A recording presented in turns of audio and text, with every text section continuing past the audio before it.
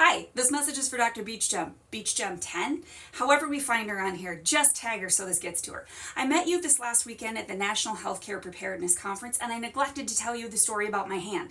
I wanted to make sure you knew it because as a pediatric emergency room physician, you might see some kids in your ER with this problem, and you're in Florida, and pontoon boats happen. So 2 years ago, I was on our pontoon climbing down the side, pretty much hung my hand in the gate. The reason is pontoon gates, when they're rounded, it's a defect in the hinge area that pontoon companies know about, but they're not across the board changing yet. And so with a rounded pontoon gate and a rounded rail, that comes together and it makes a big space. So when that gate's open, that hinge is just a meat slicer. Hence my hand. So 2 years ago when I was climbing down the side of our boat, my hand went down in there and I hung myself by my hand pretty much. And they reattached the finger died. They took it back off. They did a couple more surgeries and finally did the ray resection where they took the bone off down to my wrist level. In that, there is a way that you can prevent that from happening. If you do have rounded pontoon gates, just go on Amazon. There's a little rubber plastic things called gate guards. They're really cheap, like 10 bucks, 19 bucks, and you just mount them on the gate and it closes that space so that little fingers can't get in there.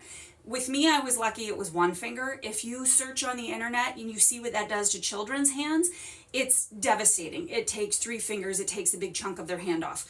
So please, please, please, if you've got a pontoon, if you've got rounded pontoon gates, get the gate guards. If you're on someone else's pontoon or you're renting a boat and you don't have gate guards, I've had nurses tell me, because nurses are brilliant and they come up with the best things, they have shoved a flip-flop in that pontoon gate when it's open so that no one can access that sharp hinge like a meat slicer.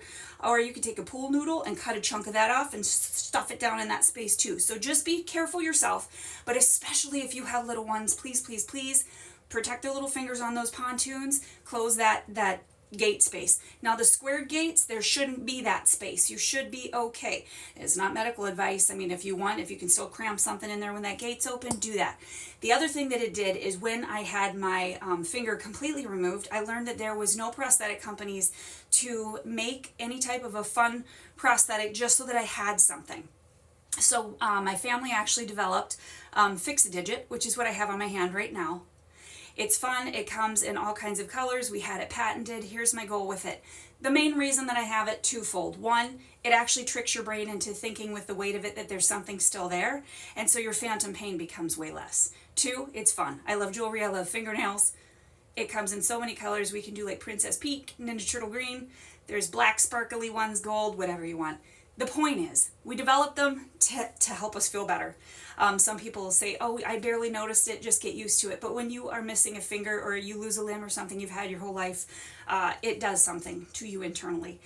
So we just moved through the patent process. And our goal with Fix-A-Digit is to produce them for children for free. So make them very cost effective and cheap for adults who want them, and then use that money and roll it on to pediatrics.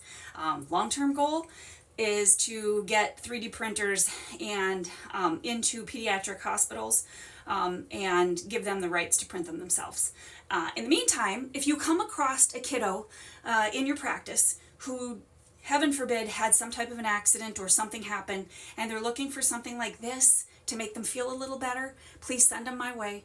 You can either send them to me through messaging on my social media pages or through our Fix-A-Digit website. And that's it. So please spread the word. Watch people's fingers. Keep little fingers from getting caught in those things. Thank you.